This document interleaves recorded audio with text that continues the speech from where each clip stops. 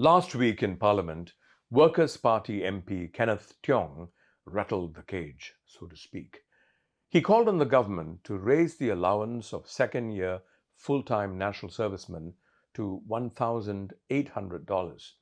Now, for context, currently recruits get about $790 a month as allowance, while a lieutenant receives $1,530.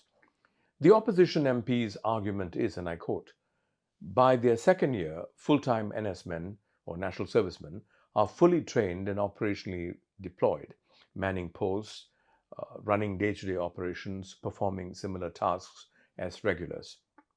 They should be paid accordingly. Close quote.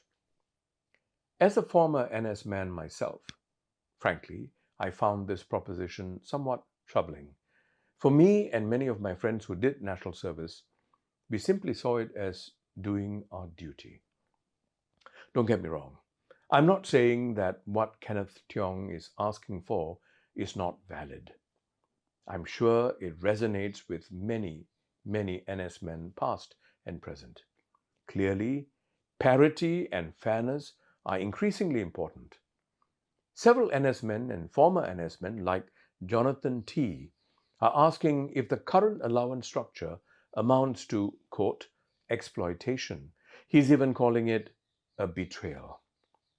Clearly, the issue is emotionally charged. So, unfortunately, rational, logical explanations by the government aren't enough to appease current ground sentiment.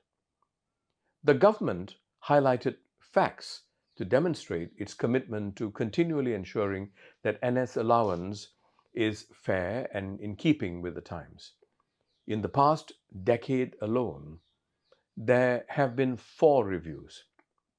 I'm glad to see that Defense Minister Chan Chun Sing was not defensive in his reply to the opposition MP. He gave this assurance, and I quote, "We will take care of our NS men, but I appeal to members to not reduce, quote, sacred duty into a transactional relationship."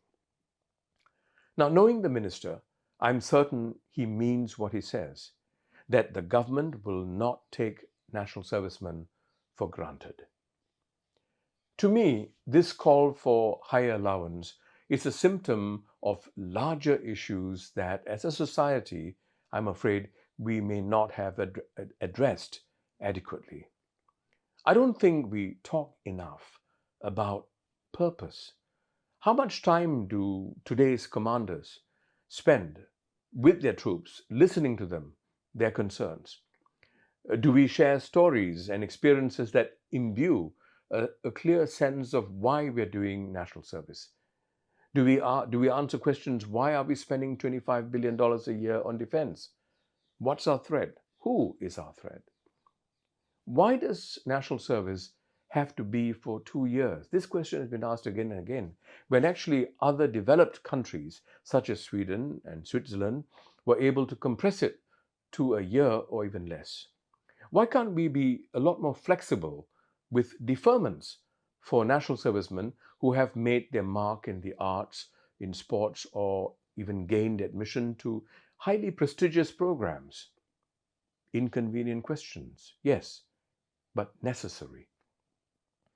The commitment to serve beyond the call of duty by several key appointment holders, national service or regular, harks back to how our commanders used to spend time sharing their experiences, motivation, and values.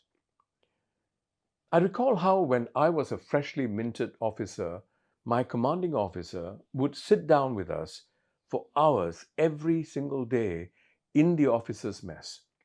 He would share war stories and, more importantly, stories of human endeavor and belief. He would bring alive the motto, duty, honor, and country. To me, this is how generations of national servicemen were inspired to serve with purpose. Inspired by our leaders. This is how the baton was passed. Unfortunately, today, we have shut down the officer's mess. It's symbolic. The reasons given, resource limitation, and that the tradition has died. There was a time when we would jealously guard tradition or revive it when it's withering. I say we are all guilty of turning tradition into transactions. We have to take responsibility for creating a culture where almost everything is about money. Beyond the dollars, we have to make sense. Beyond the jargon, we need to build commitment. We must imbue purpose. This can't be done through social media or clever slogans or AI. It's about emotions at the end of the day. We need to revive the oral tradition, share stories. We need to win hearts. Is it too late? Certainly not.